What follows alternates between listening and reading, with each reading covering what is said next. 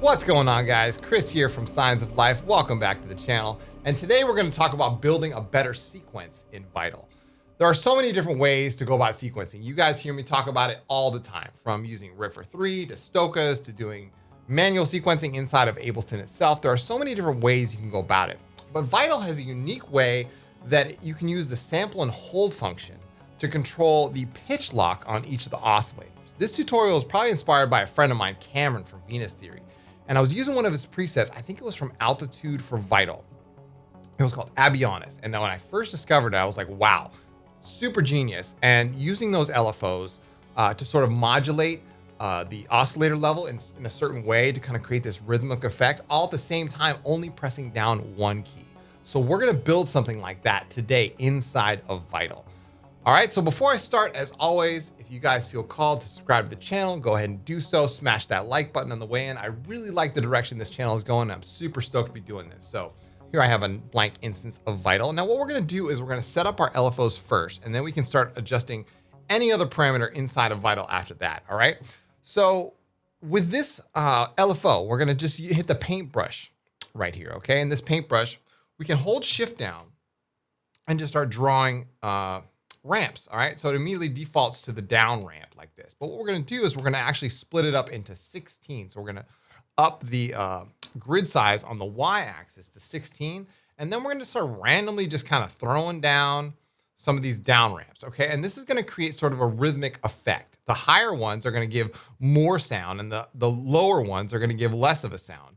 But as long as we kind of like leave some spots open, it's gonna create a nice rhythm for us, okay? So what we're gonna do is we're gonna take this and put this on the level and make sure we turn the level all the way down to 0, and then turn the oscillator level on this modulation all the way up, and we hold down a key, we get that thing going on, all right? So that's way too fast. I'm at 84 beats per minute right now. So I'm gonna slow this down to maybe say 2/1.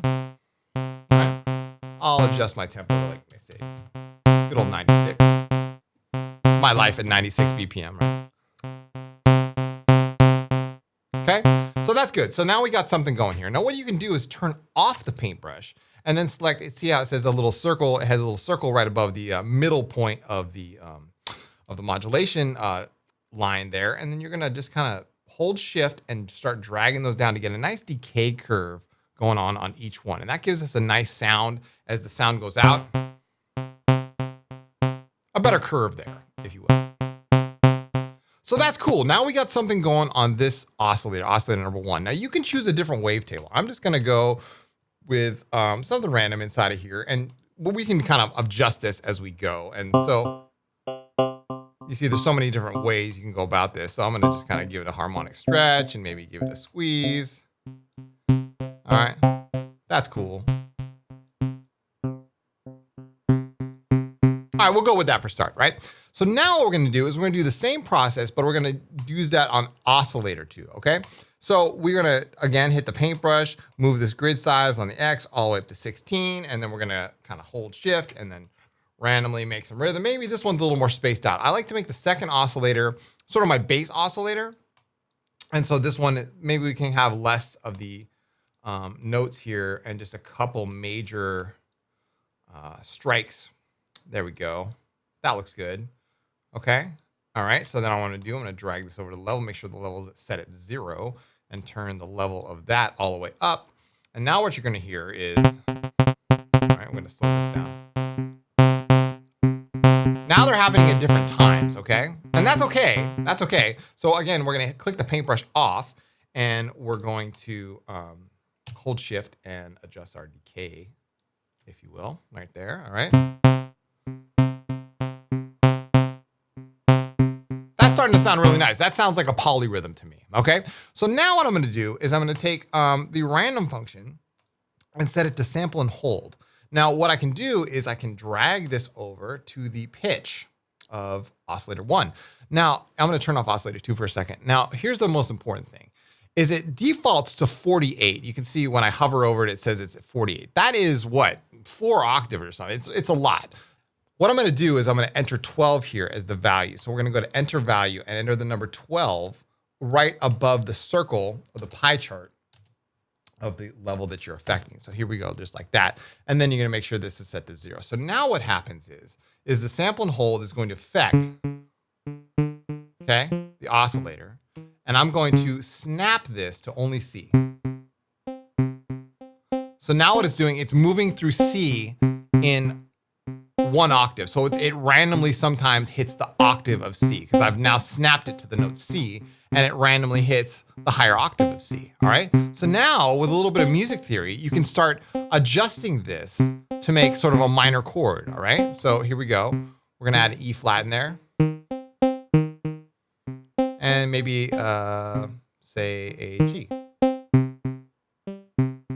And maybe a B flat. All right, I like that. That sounds cool, right? So we've picked 4 notes out of the C minor scale that it randomly hits. Now this is another important thing, is that the sample and hold oscillator is set to 1 quarter. So 1 quarter split up this way, the hits have to be equally divisible. So you see you have 2 whole bars here that the LFO is cycling through. This sample and hold should hit at the same time that these notes are being released, okay? So if that makes sense to you, every time a spike comes in the LFO, the sample and hold oscillator is changing the note, which is creating this cool rhythmic effect. All right, anyway. So now we're gonna do the same thing to oscillator 2. We're gonna turn off oscillator 1, put the same thing on oscillator 2. Again, we're gonna choose a different wavetable. I will choose one of mine from the upcoming sound set that I'm creating.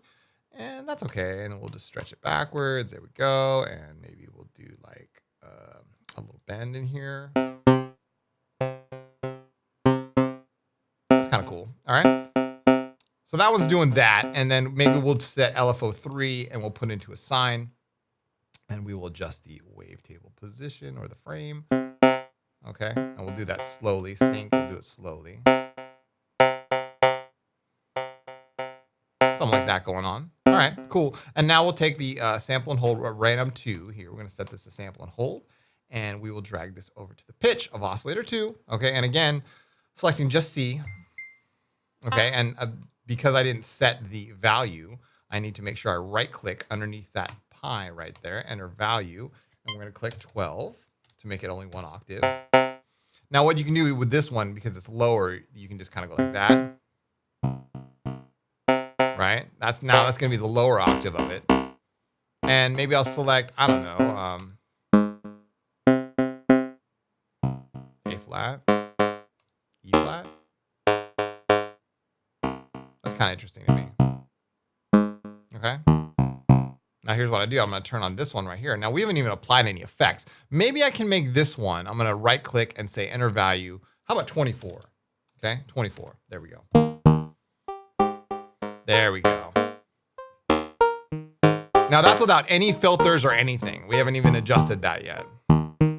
It's kind of sounded fun. I like it. Some of these create sort of a major chord almost. Okay. Now what we can do is we can turn on filter 1 and set LFO 1 to control the opening of the filter here. That's nice.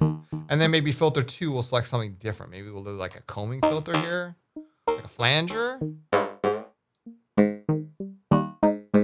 Okay. Maybe we'll select a different one. There we go.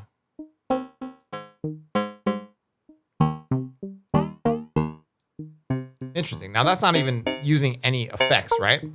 So one of my favorite things to do is obviously once I've kind of done the grunt work here, is, okay, we're gonna move this. We're gonna put another LFO here, set it to sync, and make it 8 to 1 so it slowly moves through that frame. Okay. Now we're really gonna get cooking when we start adding some of these effects. So we're gonna put a compressor on there. And of course a delay, and we're gonna do a ping pong.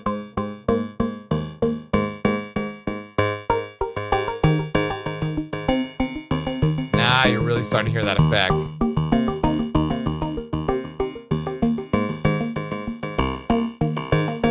Nice.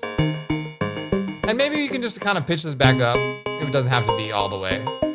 And the oscillator doesn't have to go all the way to 100. You can lower it down a little bit.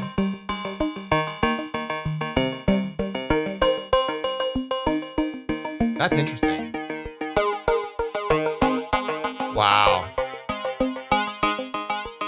Oh, wow. That's cool. Let's try a different filter here. That's kind of interesting. The formant filter.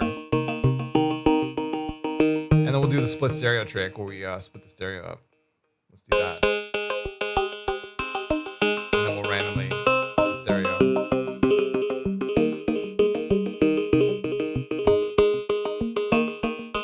Wow. All right. This sounded good to me. As that modulates, there we go. And then this one can kind of control that. There we go. And then LFO5, sync. There we go. And now so that filter kind of slowly opens up over time. Interesting.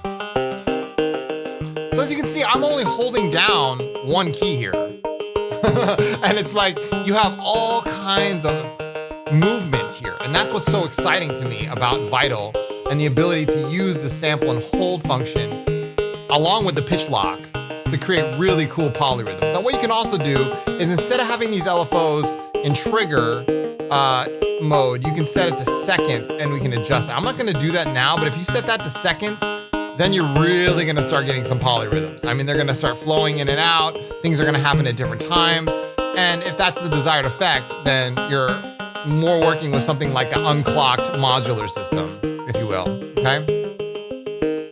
Obviously, you can repeat the process. I mean, we have still 3 more LFOs to go. We could do it again with Oscillator 3. Why not? Let's make it something simple. Okay, so let's go here and we will make this one a very simple 8-bar, like this. Okay, and again, turning off the paintbrush and then select holding shift and then holding that down. And maybe this one is off and these 2 are on. And then LFO 6 will control LFO, there we go. Slow that down.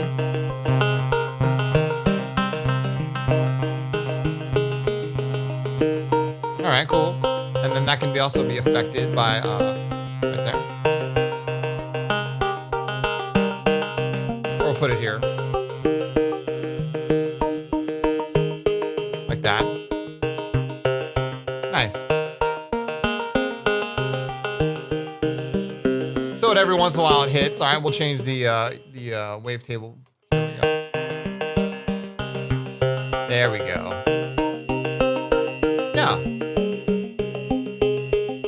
And maybe make this one the big bass boomer. Ah, there you go.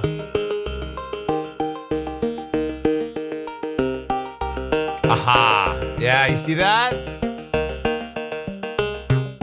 There you go. All right. So with just a couple simple LFOs and just another, tricks of the sample and hold, you have a nice sequence here. This could totally fit in your track, whether it's fast or slow. You can kind of speed it up, slow it down, and it just adds a lot of dimension, I think, to your tracks.